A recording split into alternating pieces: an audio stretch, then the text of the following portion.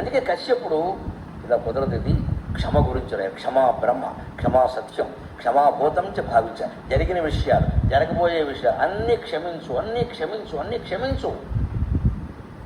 క్షమాగుణం ఎంత పెంచుకుంటే అంత తప్పనిసరి అయితే ఏదో ఒక మాట అనడమో చర్య తీసుకోవడమో వీరు, అది కూడా లోకం బాగుపడాలనే ఉద్దేశంతో, మన కష్ట తీర్చుకోవడానికి కాదు. రామచంద్రమూర్తి ఏ పరిస్థితుల్లో యుద్ధం చేశాడు? చేసిన రాయబారాలన్నీ విఫలమైతే యుద్ధానికి ముందు రోజు అంగదుడిని పంపించినా కూడా ఒప్పుకోకపోతే తప్పనిసరి పరువు ప్రతిష్టల కోసం యుద్ధం చేయాల్సి వచ్చింది. భర్తగా ఆయన కర్తవ్యం ఉంది. పాండవులు ఎప్పుడు యుద్ధం చేసి శ్రీకృష్ణుడు అంటాడు వాడు రాయబారానికి వెళ్ళి ఆ వెధవ వినకపోతే అప్పుడు యుద్ధం చేశారండి. అంతేగాని ముందు చేయలేదు కదా. ముందు చేయించుకుంటే వనవాసానికి ఎందుకు పెడతారండి? అంతటి మహానుభావులు పరాక్రమవంతులే క్షమాగుణం పాటించారే. మనం ప్రతి చిన్నదానికి కష్టాలు పెంచుకుని గొడవకి వెళ్ళిపోతున్నాం. ప్రపంచ శాంతి ఎక్కడి నుంచి ఉంటుంది? మనకే లేనప్పుడు. అందుకని క్షమా సత్యం ఉండాలి. అంతేకాదు క్షమా తపహ, క్షమా శౌచం. నువ్వు శుచిగా ఉన్నావా లేదా, 3 పూట్ల స్నానం చేసావా, శుభ్రత, దానికంటే కూడా ఓర్పుగా ఉన్నావా లేదా, అదే ముఖ్యం. నువ్వు తపస్సు చేసావా కూడా మాకు అసలు ఓర్పుగా ఉంటే తపస్సు చేసినట్టే. అంతేకాదు క్షమయా ఇదం జగత్ ధృతం. ఈ లోకం మొత్తం క్షమాగుణం మీదే ఆధారపడి ఉంది. ఇక్కడే క్షమాగుణానికి రెండో అర్థం చెప్పుకోవాలి. క్షమాగుణం అంటే మనం ఎవరిని అడిగినా ఏమంటామండి? వాడు తప్పుని క్షమించడం, అంతే కదా మనం చెప్పే అర్థం. అది కాదు. మనకు వచ్చిన కష్టాలని క్షమించడం కూడా క్షమాగుణం కిందకి వస్తుంది. కష్టాలని సహించాలి, క్షమించాలి, ఏ ప్రతిక్రియ చేయొద్దు. దారిద్ర్యం పట్టింది, తినడానికి తిండి లేని పరిస్థితి, మంచిది. శివరాత్రి అనుకో, కార్తీక మాసం అనుకో, ఉపవాసం చేసి. తెలుగులో సామెత, ఉంటే ఉగాది లేకుంటే శివరాత్రి. ఎంత చక్కని సామెత. నీకు ఉందా, శుభ్రంగా 6 రుచులతో బ్రహ్మాండంగా భోజనం చేయాలి. లేదనుకో, ఇవాళ శివరాత్రి అని చెప్పు. శివరాత్రి ఇప్పుడేంటి, మొన్న కదా అంటే సోమవారం అని చెప్పు. సోమవారం కాదు ఇవాళ, ఏదో శనివారం కదా వెంకటేశ్వర కోసం అని చెప్పి, ఏదో ఒకటి చెప్పి. అంతేగాని లేక తిండి లేక దరిద్రంతో ఉపవాసం ఉన్నానని ఒప్పుకోవద్దు. ఆత్మాభిమానం కోల్పోవద్దు. దేవుడి పేరు చెప్పేసి వస్తుందా అంటే ఈ ఉపవాసాన్ని దేవుడికి సమర్పించు. ఒక ఆయనకి 70 ఏళ్ళు వచ్చి ఇప్పుడు మోకాళ్ళు బాగుపడితే ఏం చేస్తాడు? భీమవరం తిరుగుతాడా?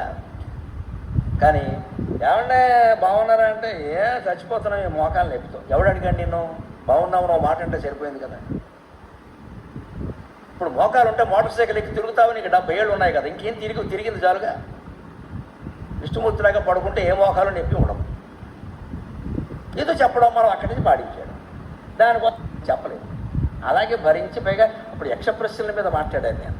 ఆ 108 శ్లోకాలు అవన్నీ కంఠస్థం చేయాలి. అలాగే మొండికెత్తి ఆ మోకాలు నెప్పుతూ బయటగా ఆలేదో నాకైతే తిరుగుతూ ఆ శ్లోకాలు అవి కంఠస్థం చేశాయి. ఎప్పటికీ చెప్పాల. ఏ పిల్లల వాళ్ళ ఆశ్చర్యకరంగా వారం రోజుల్లో మోకాలు పోయింది, నెప్పిపోయింది, గొడవలేదు. మోకాలు ఉందని నెప్పిపోయింది. భరించడం ప్రతి దానికి ఎవరికి చెప్పొద్దండి. కొంతమంది చాలా సున్నితమైన మనసు, పొద్దున్న నుంచి తలనొప్పిగా ఉంది, తల ఉన్నంత కాలం నెప్పుకుందాం, తల తీసి నొప్పి ఉండకూడదు. ఏంటి తలనొప్పిని ఏదో ప్రపంచ సమస్య చేస్తే పెట్టి దాన్ని చెప్పడం ఎందుకండి? వెంటనే సానుభూతి కావాలి. అవునా, పెట్టేసుకో కట్టేసుకో అని చెబితే అప్పుడు మన మీద ప్రేమ ఉన్నట్టు, లేకపోతే లేనట్టు. ఎందుకు దరిద్ర బతుకు? ఇతరులు అసూయ పడేలా మనం బతకాలండి. సానుభూతి నాశించి బతకద్దు.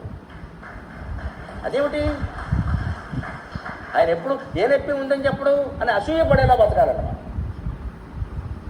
తెల్లారు లేవగానే ఏదో నొప్పి, ఏదో గోల, చిన్నవి అవన్నీ కొన్ని ప్రాణం మీదకి వచ్చిన ప్రమాదాలు కాదు. ఇంత సున్నిత మనస్తత్వంతో ఆడామోగా ఎవరు ఉండకూడదండి. జీవితం చెడిపోతుంది పూర్తిగా. విపరీతమైన కడుపు నొప్పి వచ్చి తట్టుకోలేకపోతే చెప్పు, ఏదో ఒకటి చేద్దాం. కాలు నొప్పి కూడా పెద్ద నొప్పే, కాసేపు కూర్చో. మనకు వచ్చిన చిన్న విషయాలని, ఆరోగ్య సమస్యలు పెద్దవి చేయడం, ఎవడో రాగానే వాడి దగ్గర చెప్తే వెంటనే ఇది మానేసి అది తిను, అది మానేసి ఇది వాడు, ఏదో పెద్ద చెప్పేస్తాను ఇక్కడ శాస్త్రం ఎక్కడ. మళ్ళీ అది మొదలంటే మళ్ళీ ఆడవడం. ఇది ఈ సహనం, క్షమం. అందుకే క్షమయా ఇదం ధృతం జగత్ అని ఆయన చెప్పి, కష్టాన్ని క్షమించు, నీకు ఆపద వచ్చింది క్షమించు, అనారోగ్యం వచ్చింది సహించు. క్షమించడం అంటే సహించడం అక్కడ. అలాగే డబ్బులు లేవు, సహించు. పండగ బట్టలు లేవు, సహించు. కొడుకు కోపడ్డాడు, సహించు. వాడికి 30 ఏళ్ళు వచ్చే కోపడతాడు, వాడికి కొడుకు పుట్టాక మానేస్తాడు, అంతే. అప్పుడు తర్వాత మనవడు వచ్చి కొడుకులు అంటూ ఉంటాడు, అప్పుడు అన్నావు దెబ్బ బాగా మనవాడు నా పోలికేం చెప్పు, దెబ్బకు బుద్ధి వస్తుంది కొడుక్కి. కొడుకు పరాయి